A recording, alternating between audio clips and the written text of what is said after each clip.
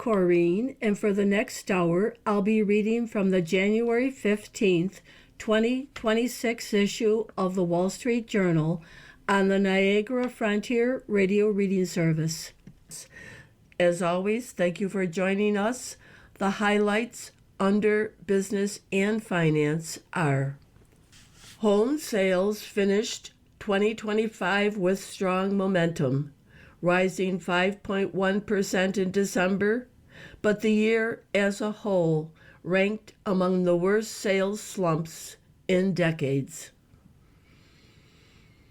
The parent of Saks Fifth Avenue and Neiman Marcus filed for bankruptcy protection barely a year after the two storied retailers were brought together. Meta Platforms laid off roughly 1,500 people from its Reality Labs division, the unit that houses its virtual and augmented reality efforts. Tech stocks, including NVIDIA and other chip companies, retreated, helping to pull down the S&P 500, NASDAQ, and Dow Industrials by 0.5%, 1%, and 0.1%, respectively. Trump-appointed Fed Governor Stephen Miron criticized global central bankers who defended Jerome Powell amid the Justice Department's criminal probe. Banks reported that American consumers continued to spend and borrow at a healthy clip at the end of 2025, despite concerns about job security and inflation. OpenAI entered into a multi-billion-dollar agreement to buy computing capacity from Cerebras Systems, which is backed by Sam Altman. Verizon said it resolved an hours-long, widespread outage that prevented customers from making calls and sending messages. Elon Musk said Tesla would stop selling a suite of advanced driver assistance features for a one-time payment and would switch to a monthly subscription service. Now for the key articles under the worldwide section.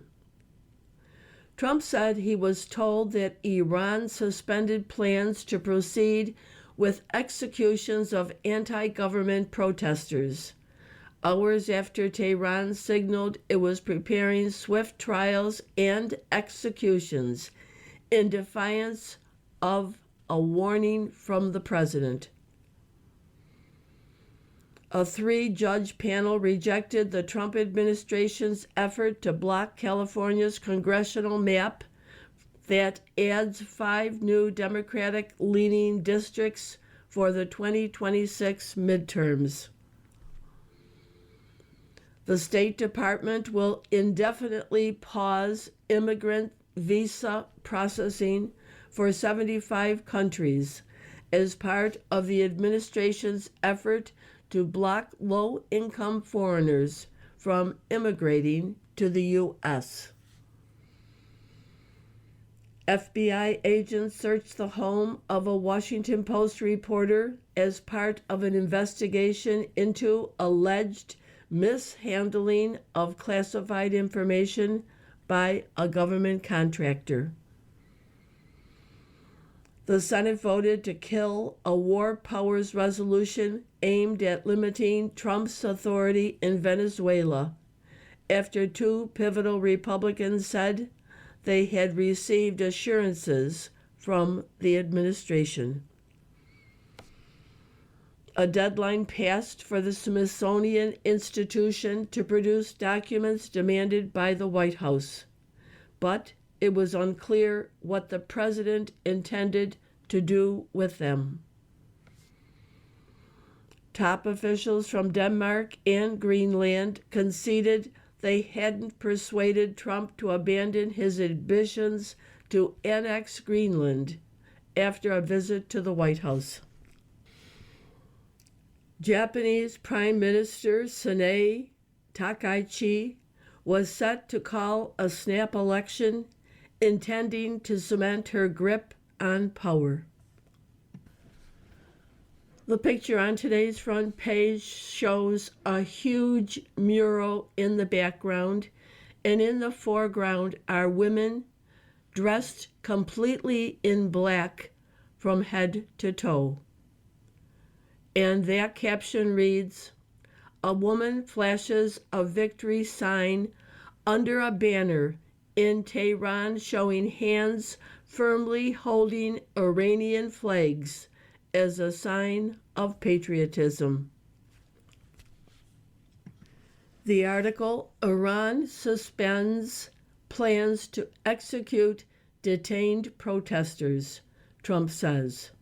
President doesn't indicate if military campaign against Tehran will occur. By Felice Solomon, David S. Cloud, and Benoit Falcon.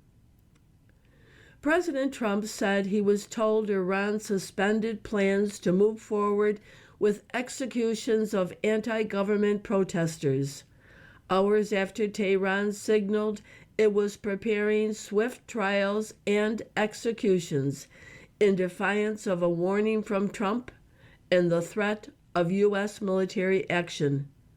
That's just gotten to me some information that the killing has stopped, that the executions have stopped, Trump said Wednesday afternoon. The family of Irfan Soltani, a 26-year-old man who was arrested on January 8th, had been told his death sentence would be carried out on Wednesday, said Ayur Shaki of Hengal Organization for Human Rights, a Norway-based nonprofit. A relative of Soltani's later said her family had heard the sentence wouldn't be carried out that day, after all. Until the family speaks to Irfan and sees him in person, we cannot be sure whether it was carried out today or not, the relative said in an interview. Hengal said the execution order had been postponed. Trump's statement about Iran suspending planned executions came as he told the country's protesters in recent days that help is on the way.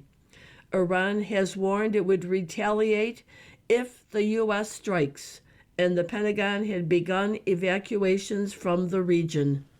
Iran's judiciary chief, Golan Hossein Mohseni, EJ, said earlier on Wednesday that the court should act quickly against protesters who have swept across the country with demonstrations in recent days. If we want to do a job, we should do it now. If we want to do something, we have to do it quickly, he said in a video released by Iranian state television. The group, human rights activists in Iran, said on Wednesday the death toll had surpassed 2,400 as the regime has moved to crush the demonstrations.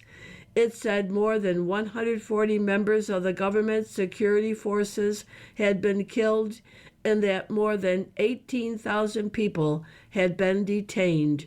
Human rights groups said detainees are at high risk of torture and execution. Information about the protest and potential prosecutions has been scarce after the regime cut off the internet last week, causing a near-total communications blackout. Soltani, an unmarried 26-year-old, runs a clothing shop in the city of Karaj, northwest of Tehran, where he was detained, Saki said. His family said he had no previous involvement in political activism, Shaki said, adding that his relatives haven't received details about the charges brought against him or whether he was convicted in court. Tehran's chief prosecutor, Ali Salehi, said on Friday protesters could face the death penalty. The semi-official news agency Tasnimi reported acts of vandalism against public property would be considered moharabat, a Farsi word meaning waging war against God. The punishment for such offenses includes execution. Trump has been leaning toward ordering military strikes in recent days, the Wall Street Journal previously reported, but has received briefings on a range of options.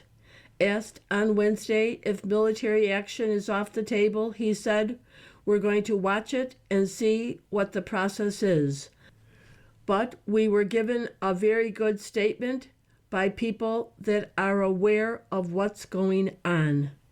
Earlier on Wednesday, the U.S. military said it was evacuating some personnel from Qatar's Al-Udeid Air Base, where the U.S. military has a major presence, as a precaution given the escalating tensions between Washington and Tehran, a U.S. official and person familiar with the matter said.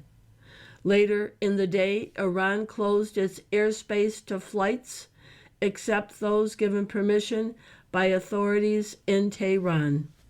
If Trump does decide to authorize an attack, his options to do so are limited by the shift of military personnel and equipment to the Caribbean.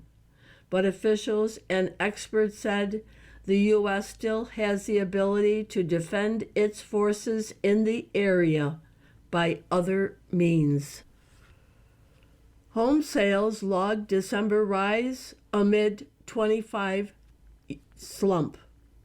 Despite a surprise lift last month, the full-year downturn is one of the worst in decades. The median existing home price in December was $405,400. By Nicole Friedman. Home sales finished 2025 with surprisingly strong momentum, rising 5.1% in December for the biggest gain in nearly 2 years. But even with last month's boost, the year as a whole still ranks as one of the worst sales slumps in decades. The increase in sales, which was more than double what economists surveyed by the Wall Street Journal had expected, reflected easing mortgage rates and slower growth in home prices. On a monthly basis, the existing home sales again was the biggest since February 2024 and fourth straight month increase, the National Association of Realtors said Wednesday. The 4 consecutive months of rising sales is the longest streak since 2020.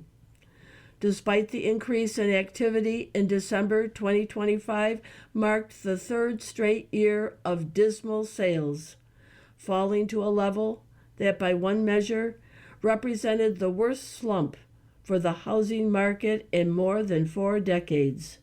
Existing home sales of 4.06 million last year held at their lowest level since 1995. NAR said. The higher sales in December were essentially driven, in my view, by lower interest rate conditions, said Lawrence Yun, the association's chief economist. There is pent-up demand. When does it get released? When the mortgage rate begins to move.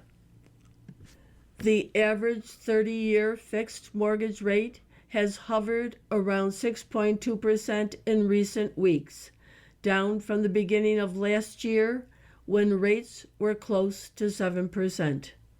Home price growth is also slowing. The national median existing home price in December was $405,400, a 0.4% increase from December 2024, NAR said. You are listening to a reading of articles and features from the Wall Street Journal on the Niagara Frontier Radio Reading Service. Saks files Chapter 11 as Luxury Bet Sours by Suzanne Kapner and Becky Urich. The parent of Saks Fifth Avenue and Neiman Marcus filed for bankruptcy protection Wednesday, barely a year after an ambitious bet on luxury department stores brought the two storied retailers together in what was supposed to be a powerhouse deal. The swift unraveling of Saks Global shows the perils of doubling down on department stores whose golden days are long past. The plan behind the $2.7 billion merger was to create a luxury juggernaut, while cost savings from the deal were expected to help Saks dig out of a deepening hole of delayed payments to suppliers. But with a roughly $100 million debt payment that was due in December and sales declining, the company ran out of time. It is now the highest profile department store chain to file for Chapter 11 since the COVID-19 pandemic. Power Grid has an AI problem. Largest grid operator in the U.S. strains under demands of data centers, by Catherine Blunt and Jennifer Hiller. America's AI boom is pushing the nation's largest power grid operator to the brink of a supply crisis. 67 million people in a 13-state region, stretching from New Jersey to Kentucky, get their power from a market operated by a nonprofit, PJM. So too do the many AI data centers springing up in Northern Virginia's Data Center Alley, which has a bottomless appetite for electricity. Rates are going up for consumers. Older power plants are going out of service faster than new ones can be built, and the grid's capacity is in danger of maxing out during periods of high demand, which could force PJM to call for rolling blackouts during heat waves or deep freezes to avoid damaging grid infrastructure.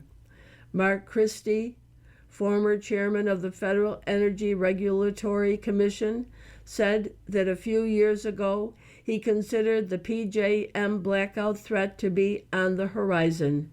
Now I'm saying that the reliability risk is across the street, he said. PJM expects power demand to grow by 4.8% a year on average for the next decade, an astonishingly pace for a system that hasn't had substantial demand growth in years.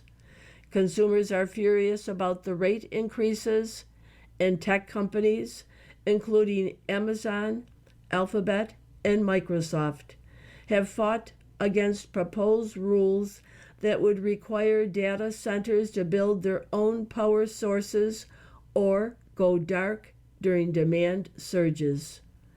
Potential solutions to PJM's problems are complex, controversial, and nearly impossible to implement quickly. Adding to the challenge, the organization's longtime chief, Manu Asthana, stepped down at the end of 2025 with no successor yet in place. PJM Board Chairman David Mills will serve as interim CEO until a replacement is chosen. The reliability challenges facing the grid are real, but they are not unsolvable, Mills said in a written statement. PJM is coordinating with policymakers, regulators, and industry, he said, to align investments in power generation and transmission with increasing demand. Maduro ouster clouds China's regional goals by Ling Wei. The Trump administration's ouster of the Venezuelan strongman Nicolas Maduro is forcing Beijing into a high-stakes recalculation of its ambitions in a region that looks like the U.S.'s backyard again. People close to internal discussions in the Chinese leadership said. For years, China made inroads into Latin America, coaxing countries to abandon support for Taiwan with loans to build roads, ports, and rail lines, making significant purchases of commodities like soybeans and oil, and mining metals such as copper. Maduro was its most important ally, an anti-U.S. leader with oil resources, earning Venezuela the rare distinction of an all-weather partnership, China's highest diplomatic honor, and a status held by no other country in Latin America. Now Beijing is no longer seeking to make new advances into the region in the near term, the people said. Instead, the discourse in China's policy-making circles has shifted toward a potential trade-off. If the Western Hemisphere belongs to the U.S., then the Taiwan Strait belongs to the Chinese. This calculation doesn't mean China views the U.S. action in Venezuela as a green light for an immediate move to take back Taiwan, a democratically ruled island that Beijing views as a breakaway province. Rather, U.S. action against Maduro by force bolsters China as it gives priority to its core interest, chiefly bringing Taiwan under its control. China's leaders had been watching its influence in Latin America wane since President Trump returned to the White House a year ago. Mexico recently imposed 50% tariffs on Chinese electric vehicles to align with Washington ahead of the 2026 review of the North American Free Trade Pact. Panama has moved back into the U.S. orbit, withdrawing from Xi Jinping's signature Belt and Road Initiative while allowing rotating stays for U.S. military personnel at bases near the canal. Even Honduras, which broke ties with Taiwan in 2023, is wobbling. The country's shrimp industry has largely collapsed after failing to find the promised high-value markets in China, leading to significant domestic economic strain. Now, the president-elect, Nasrey Esfura, who was endorsed by Trump, appears poised to fulfill a campaign promise of switching back to recognizing Taipei.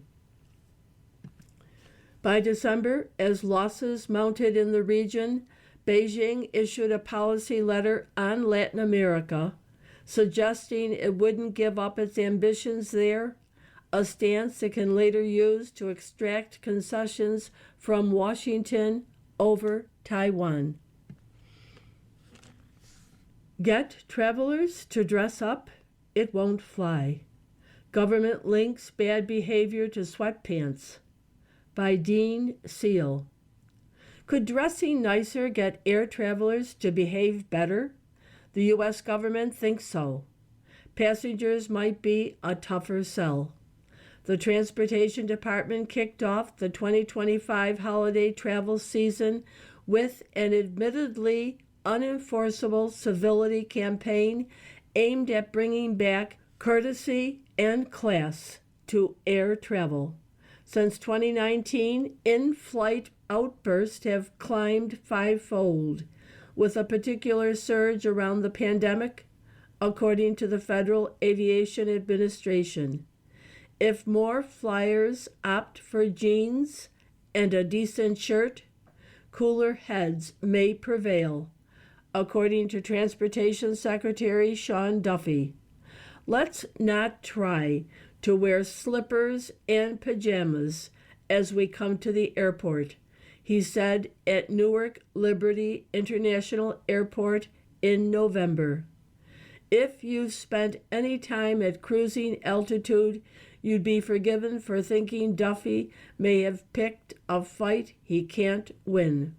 Comfort may be hard to find on fashion runways, but it's firmly embedded on actual runways. Some influencers on TikTok vowed to make pajamas and slippers their official airport dress code. Flyers are just dressing for the air travel they have, not the air travel they want, said comedian Michelle Wolf. It's a bus in the sky, she said in a December Instagram post.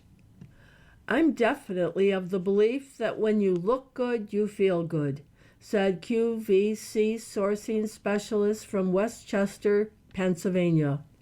But I'm not sure that that mindset alone could make stressful travel moments feel easier.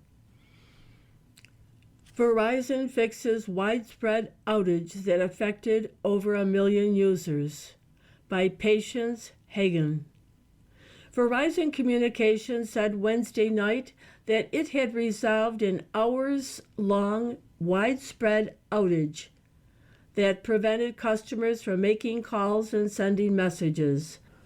The problem, which started at around noon Eastern Time, affected wireless voice and data services for some customers, particularly in the eastern part of the country, a Verizon spokesman said. The company said around 10 p.m. that the outage had been fixed. Today, we let many of our customers down, and for that we are truly sorry, the spokesman said. Verizon said customers still have issues, should restart their devices to reconnect to the network.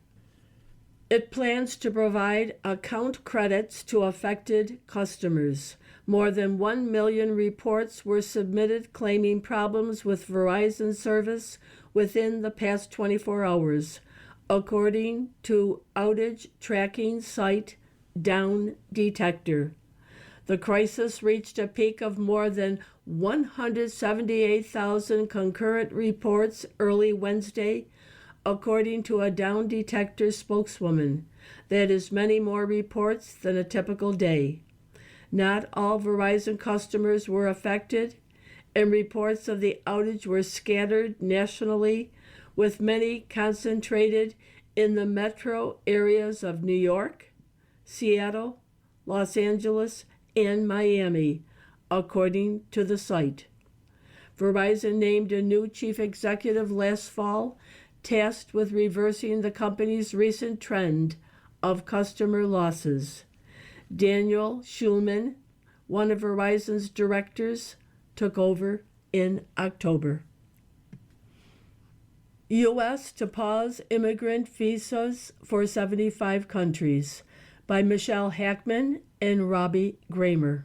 Washington.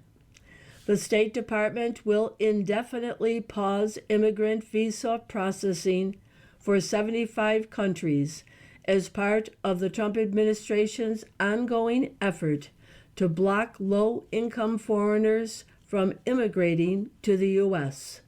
The pause takes effect starting January 21st and will halt visa issuance to people looking to permanently immigrate, typically through marriage, family ties, or work sponsorship. It doesn't block people from obtaining tourist or temporary work visas. The countries affected span the globe. Visa processing will now be paused for Russia, Thailand, Morocco, Colombia, and Brazil, among others, according to a State Department official briefed on the plan. The move represents a significant expansion of President Trump's travel ban, which placed total or partial bans on 39 countries as of January 1st. You are listening to a reading of articles and features from the Wall Street Journal on the Niagara Frontier Radio Reading Service. From the editorial page, where's Congress on Russia sanctions? Trump has given the green light for a tariff bill on countries that buy Russian oil. Americans are swiveling their heads between Iran and Venezuela and wondering what the turmoil in these countries means for the U.S. Allow us to connect the dots among Iran, Venezuela, Russia, and China, and explain why Congress can help the world by passing a languishing sanctions bill on Moscow's oil.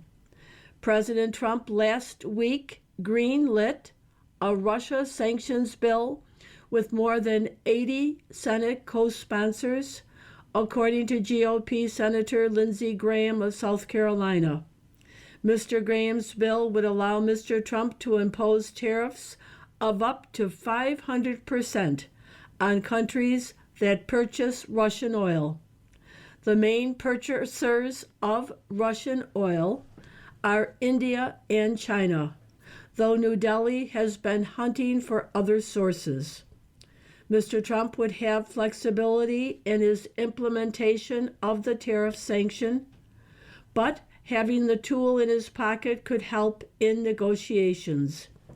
Tariffs aren't without economic risk, but there are other sources of oil in the world for these buyers. Vladimir Putin still refuses to make any concessions for peace or even for a temporary ceasefire.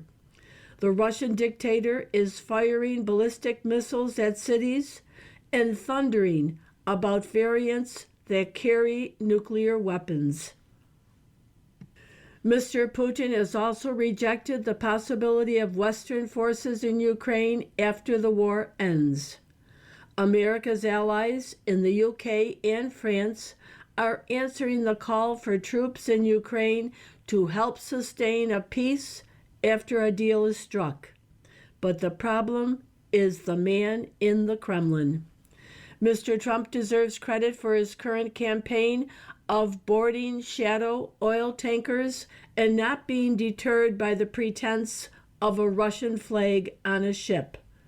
The Journal reports that more than 15 tankers have suddenly announced their affiliation with Mother Russia in the past 2 weeks alone as a way to dodge U.S. sanctions enforcement. By seizing ships anyway, the Trump administration is exerting pressure on Moscow, Iran, and Venezuela. This will increase U.S. leverage in Ukraine talks, though perhaps still not enough, after a year of U.S. negotiating policy that has amounted to toxic empathy toward Mr. Putin and his grievances. Russia's economy is under increasing strain, and the sanctions bill is a chance to raise the cost of refusing to make peace. Yet despite Mr. Trump's apparent approval and strong bipartisan support, the sanctions bill remains in limbo. Congress is preoccupied trying to pass government funding bills before a deadline at the end of the month. Given current congressional dysfunction, even showing that America can pass appropriations would be an achievement. But Congress can't sleep on a window of opportunity to improve the U.S. position vis-a-vis Mr. Putin and his friends in Beijing and Tehran. What's happening in the world isn't a series of coincidental, unrelated events. Under Joe Biden, an excess of U.S. adversaries arose that is working together against the West: China, Russia, Iran, North Korea, Cuba, and Venezuela. Iran has fed Russian drones for its war in Ukraine, and Russia returns the favor with military training, jets, and cash. North Korea provides artillery shells and troops, while Russia protects Pyongyang's nuclear program. China buys oil from Russia while supplying vital parts for the Kremlin's military. In Venezuela and Iran, Mr. Trump is targeting the weak links of this coalition of hostility. The Russia sanctions bill is an attempt to raise the cost of their cooperation by cutting off a major source of finance for Russia's war of conquest. Congress can help the commander-in-chief play every card in this larger strategic contest by giving him the ability to impose sanctions on Russian oil purchasers. Next up, for higher taxes, Rhode Island. As federal pandemic largesse ebbs, Democratic-run states are eyeing higher taxes rather than reform spending programs. The latest example is Rhode Island Governor Daniel McKee, who is flirting with a millionaire tax. This would be an in-kind gift to Connecticut. Mr. McGee opposed raising taxes on the rich last year, but he's under increasing pressure from government unions to do so as he runs for re-election this November. The state faces a $100 million deficit in the coming fiscal year.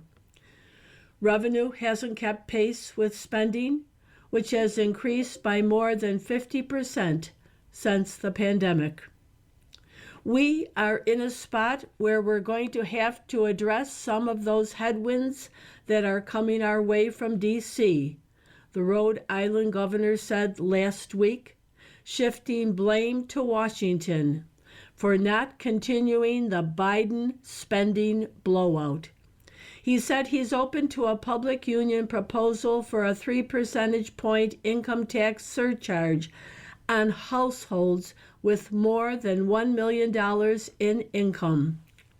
Rhode Island has one of the lowest top tax rates in the Northeast at 5.99% on income over $186,450. The union proposal would raise Rhode Island's top rate to nearly match the 9% next door in Massachusetts. In November 2022, voters in the Bay State approved adding a 4% rate on income over $1 million on top of the state's 5% flat tax. Progressives say Massachusetts' millionaire tax has generated a revenue windfall and hasn't caused the rich to flee. Not so fast. Income tax collections in most states are running higher than forecast, thanks to a buoyant stock market, which has lifted capital gains. Even Rhode Island is projecting a smaller deficit than it did 6 months ago for this reason. But in the event of a market downturn, much of the revenue from the higher tax will evaporate. The higher built-in spending will then lead to bigger budget gaps, prompting more tax increases. That's the history in other states, with so-called millionaire taxes such as California, New York, and New Jersey. Most of Rhode Island's top earners are small businesses that pass through income to individual owners. Raising their taxes will suppress investment and hiring at a time when the state is losing jobs and population. The millionaire tax will affect whether and where small businesses choose to expand. Connecticut's top rate of 6.99% will look relatively attractive.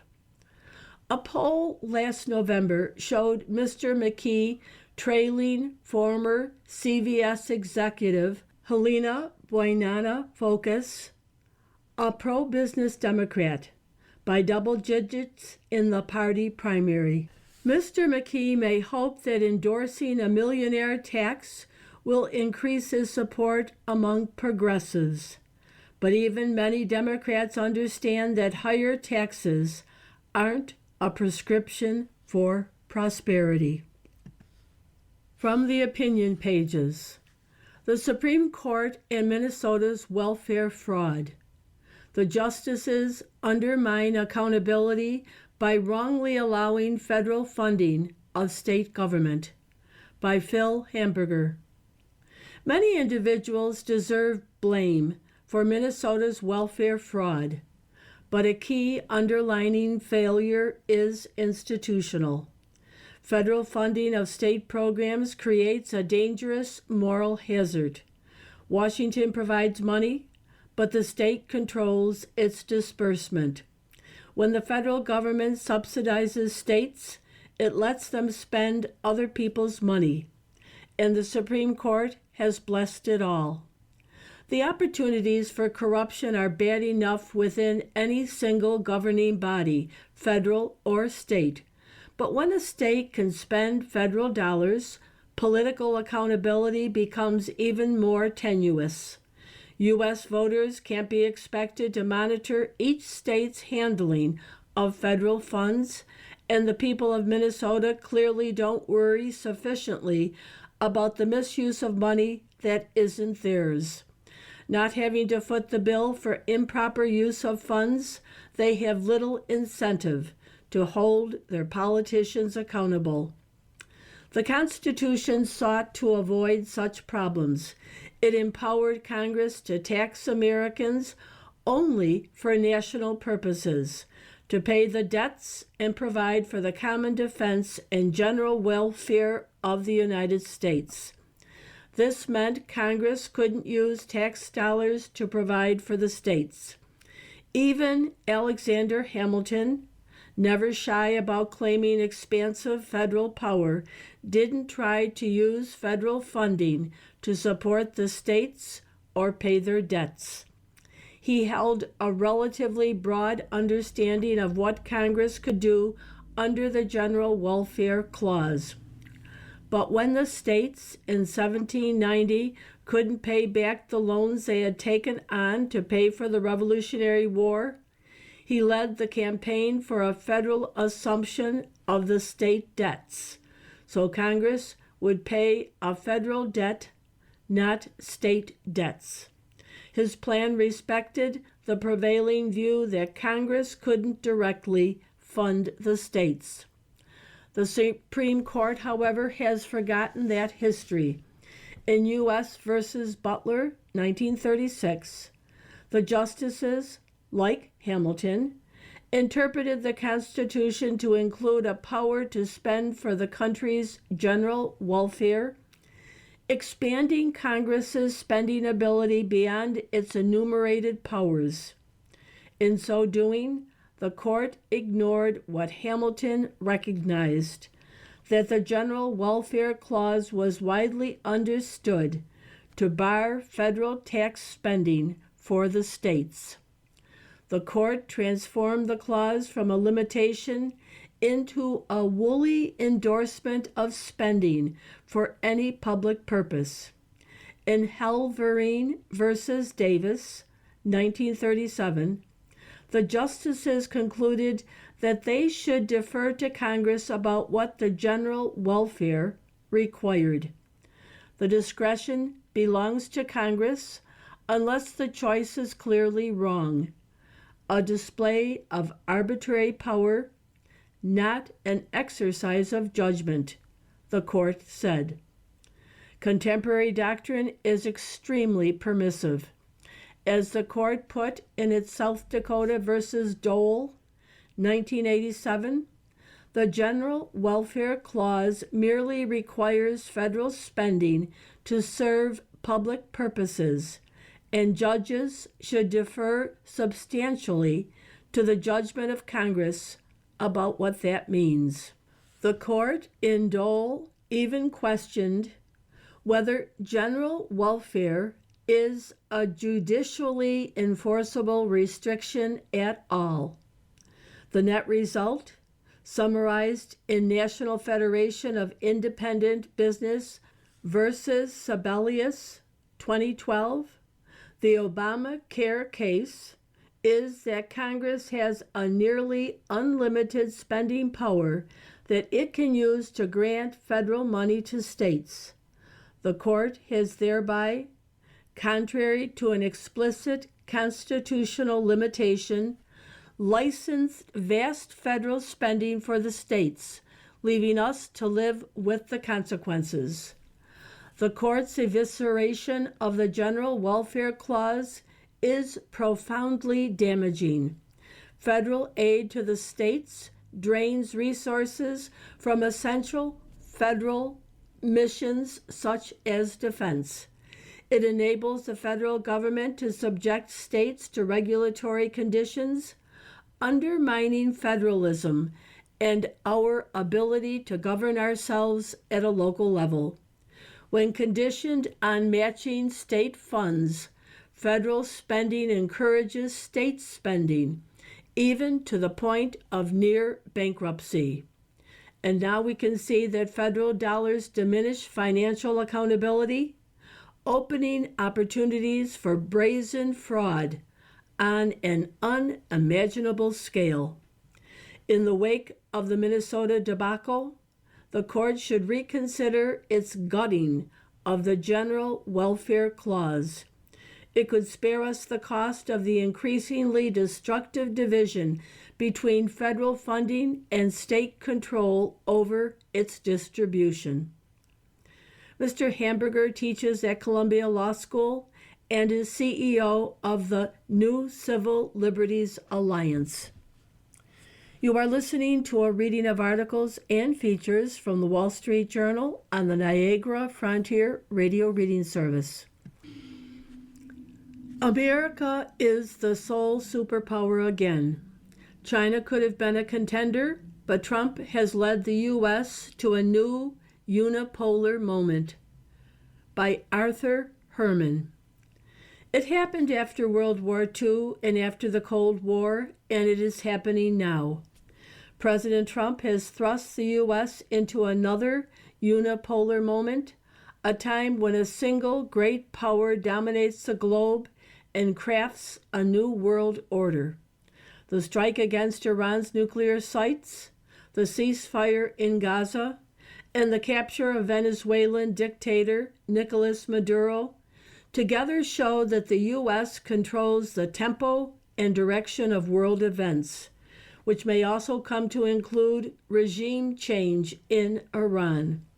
It has long been recognized that the U.S. is a superpower, a sovereign state able to exert its influence and force on a global scale. But it now stands alone among the current great powers, with China sliding into a distant second place. Superpower status depends on economic as well as military strength. The U.S. economy is poised for a strong 2026, with predictions of gross domestic product growth ranging between 2% and more than 5%. In addition, from artificial intelligence to quantum computing and space, the U.S. is reclaiming the heights of high tech after ceding too much advantage to China over the past 2 decades. The U.S. is also taking major steps to close the rare earths gap with China, which will deprive Beijing of one of its principal claims to global economic dominance. Meanwhile, America's economic muscle includes domestic oil production that has reached almost 14 million barrels a day. While lowering energy prices worldwide, this output de-risks global economic growth and undermines Russia's hopes for long-term regional hegemony. By bringing Venezuela's oil exports, which China received at a discount, into play, the Trump administration will be holding a dagger aimed at China's energy heart. Another important aspect of this revived superpower dominance has been the role of tariffs. Mr. Trump has used them to restore fair trade and put more revenue in the U.S. Treasury. But he has also used them to control the direction and details of global trade by taking advantage of the U.S. economic advantage as the world's biggest consumer.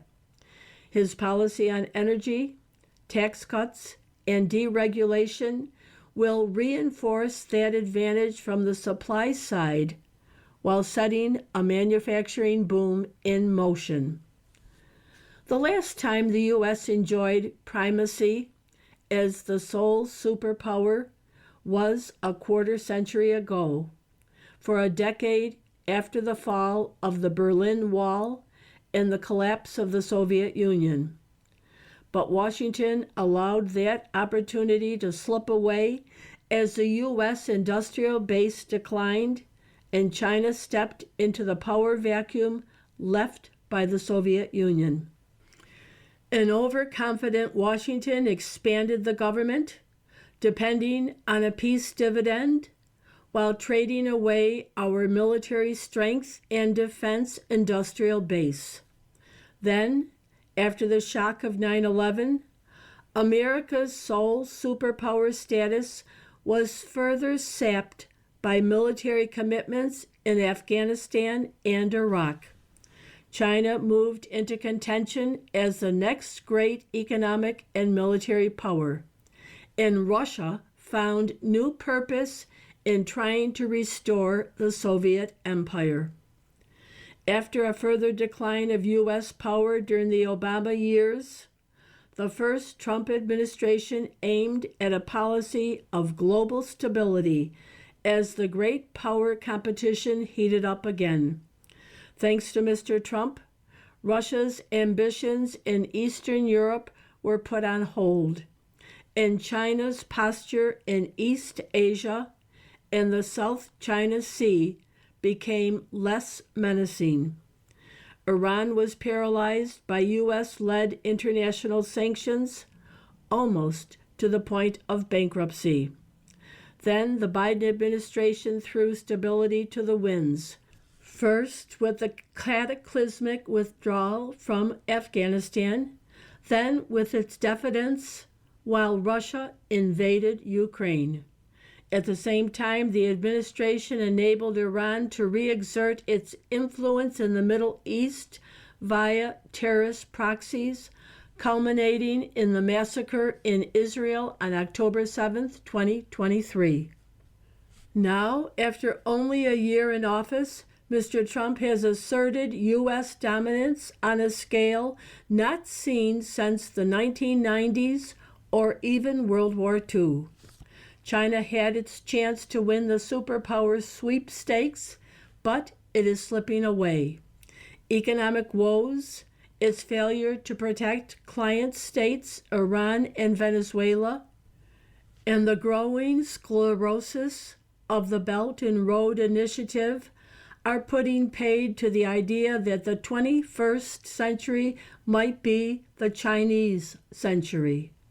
China remains formidable, but from Europe and the Middle East to South America and Southeast Asia, the U.S. sets the agenda, while China struggles with a leadership crisis. Beijing's one remaining strategic initiative is its threat to Taiwan. Although very real, this threat is directed at an island less than 100 miles off its coast, with 1/60th of its population, which perfectly sums up China's shrinking influence. The most recent era of great power competition is over, and the U.S. won. History shows, however, that such unipolar moments are fleeting, It is up to the second Trump administration to make sure it doesn't slip away, that America's status as the dominant superpower becomes a bridge to a more secure and more prosperous future for the rest of the free world. Mr. Herman is author of Freedom's Forge: How American Business Produced Victory in World War II, and Founder's Fire, from 1776 to the Age of Trump, the latter forthcoming in April. Letters to the editor: No leftist solidarity for Iran. It is arresting that those who fancy themselves champions of the downtrodden are saying little about Iran. Don't leftists stand with the Iranian protesters opposing the regime? Apparently not. Campuses formerly teeming with pro-Palestinian encampments have no such displays for another Muslim people elsewhere in the Middle East. Leftists who cry, "No kings" in our streets hold no demonstrations against Ayatollah Khomeini. Also unmoved are the otherwise voluble Democratic lawmakers who have posted no messages of support for the Iranian people on social media. The silence is revealing. The left doesn't back the Iranian people because their plight isn't caused by its enemies, America and Israel.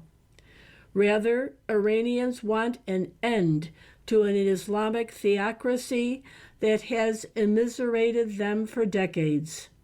Those who oppose anti-Western regimes get no sympathy from Western leftists. From Daniel Day Sammet, American Enterprise Institute, Washington. A comparison of interest rates from last week to now. A money market annual yield remains 0.41%. A 5-year CD was 1.69, now 1.68%. A 30-year mortgage fixed was 6.26%, now 6.19%. A 15-year mortgage was 5.65%, now 5.64%. A jumbo mortgage was 6.41%, now 6.40%.